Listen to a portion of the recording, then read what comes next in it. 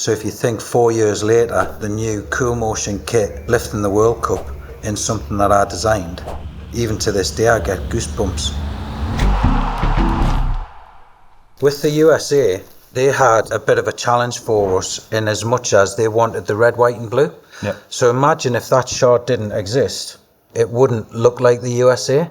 So we accommodated their request by putting in the blue shard as well, so it gives you the red, white and blue. Mm-hmm. Now, one of the other things that they weren't keen on was the actual second layer, and they were adamant that they weren't going to wear that.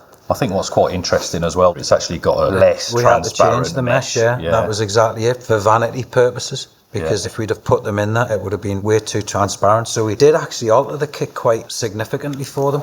So that's a great example of Nike having to accommodate the requests of certain teams. But this was another one which, again, was just a fantastic experience because we had to go down to Sicily. And I got really quite friendly with the kit manager. And then we all ended up going out, which turned into absolute carnage. But that's not for this video. You might have to come and see we're live for that one because I kind of divulged that just information. How friendly Craig got with him. What's mad though is I look at some of the kits. Now we've definitely got differentiation between players' kits and replica kits. Mm-hmm. There wasn't such a void then because the players' kits definitely had the cool motion, whereas the retail kits didn't. Yeah. But if you look at the badge executions, we're pretty much exactly the same. Yeah. Now, the embroidery tends to be a bit more for the fan, whereas the heat transfer or whatever it is tends to be for the player edition. Whereas back in those days, they were kind of the same. It was just more the cool motion and a little bit of the mesh. I mean, looking at it, if you were to redesign this today with the modern technologies, etc., so you've got to keep all the cut lines, but in terms of how you're making it and what you're making it from, is there anything you'd do differently?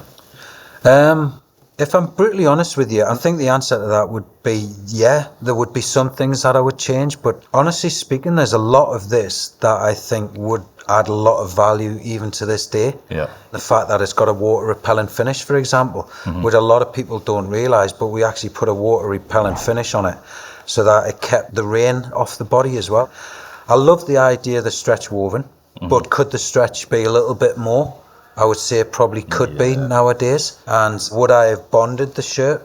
Definitely, but I was able to revisit that a few seasons later with the Total 90 stuff that we did with Fion, which we're also doing a video on, which will come later. So would I have put a power mesh in there, which has got a little bit more elasticity? Possibly.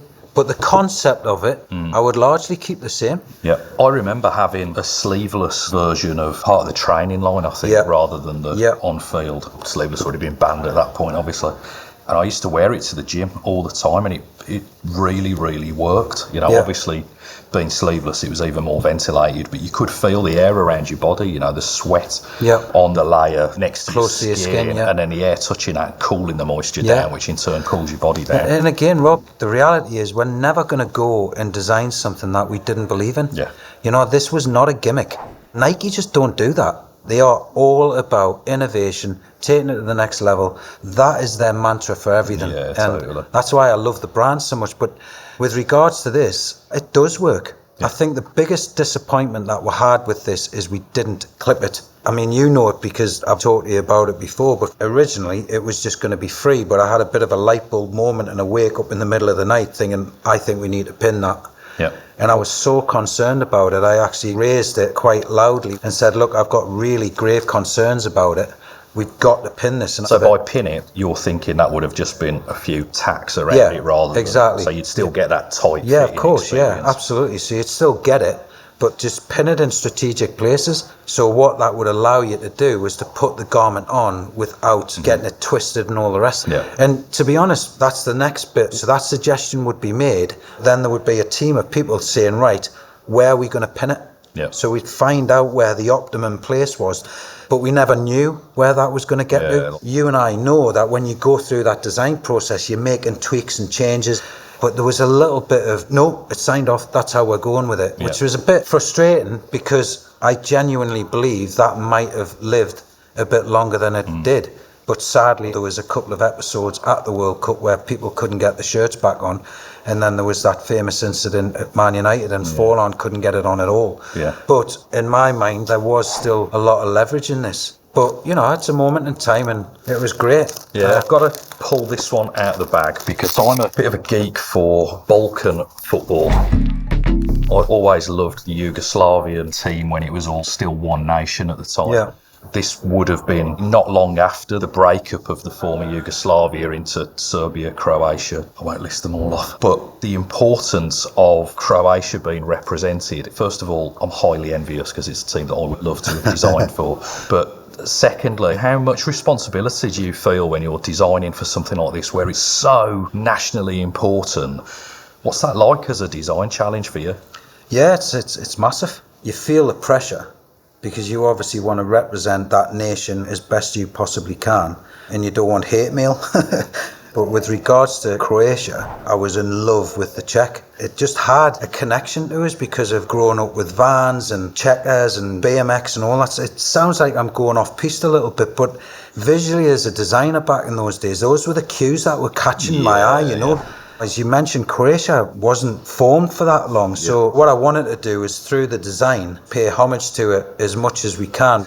Back in the day, you had to tuck your shirt in. Yep. So really, all you're seeing is that. It does pay homage to the red and white checks. Yeah, and thankfully before FIFA brought in the rule of needing to leave that plain for names and numbers, which is bizarre in and of itself. Well, that's very much changed some of the designs, because that's an interesting one, right? So if I take out the Holy Grail in my mind, so this is Brazil's Replica shirt. Again, if this was Cool Motion, it would obviously have the second layer in there, slightly different mesh.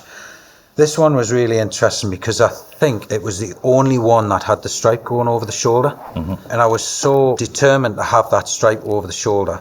But FIFA give you the information about where they're going to put badges, whether it's fair play or the emblem for the event. You tend to get that really quite late. Tell me about it. We'd worked on a shirt with no sleeves. Yeah, exactly.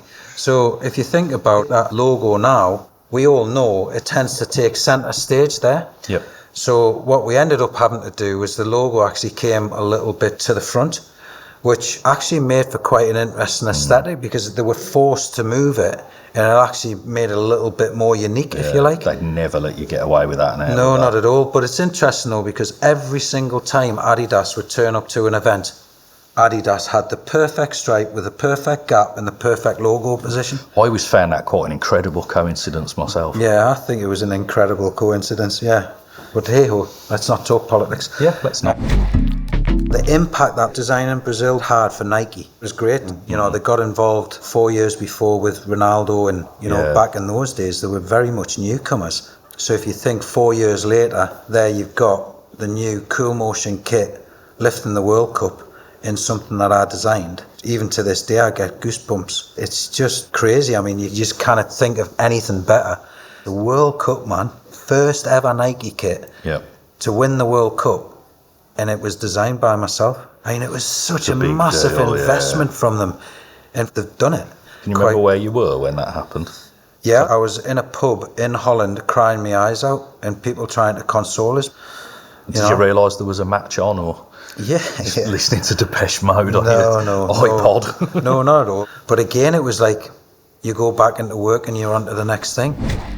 So yeah, that's it basically. Yeah, thanks a lot. If you want a career designing football kits or anything else within the fashion industry, head over to sparkdesignacademy.com. If you want to take a closer look at any of the shirts, head over to Subside Sports website. Press like if you want to see more of the content. We would love it if you subscribe to the channel. World Cup year, there's plenty more where this came from. See you next time. Happy days. Bosh. Bosh. That's how the pros do it. Bosh.